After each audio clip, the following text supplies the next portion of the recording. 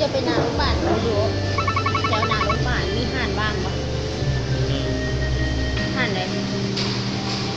เป็นยืด3 อันเอาแบบโบมากแบบที่มันมีทั้งหนามุ้งแล้วมันบางๆเอาแบบโล่งๆห่านที่นี่ห่านอย่างไรเนี่ยแม่ต้องลงฝนตกเปียกเลยเปียกอ่ะ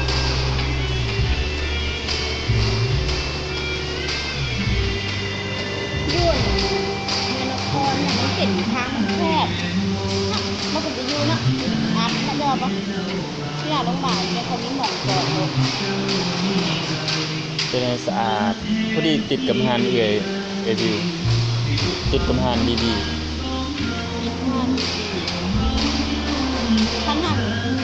ท่านคอยยืนทั้งสี่ท่านเดาเลยปะมาทางผีวะมาทางทางน้องใหม่อยู่วะบ่ไปทางดารามาทางถนนพี่น่ะมาทางซอยออกจากนี้ไปมุมนั่นก็มีเนาะเพื่อใส่กระเทียมเมื่อใดว่างๆก็ส่วนไฟบ่ไปตอนแรกไม่ได้คิดว่าจะเหยียบแล้วนะเหยียบอยู่ที่ล่างตอนแรกว่าจะไปเรียนน้ำไปสั่นค่ะแล้วก็ไม่ได้เห็นกับเพื่อไปหาดิน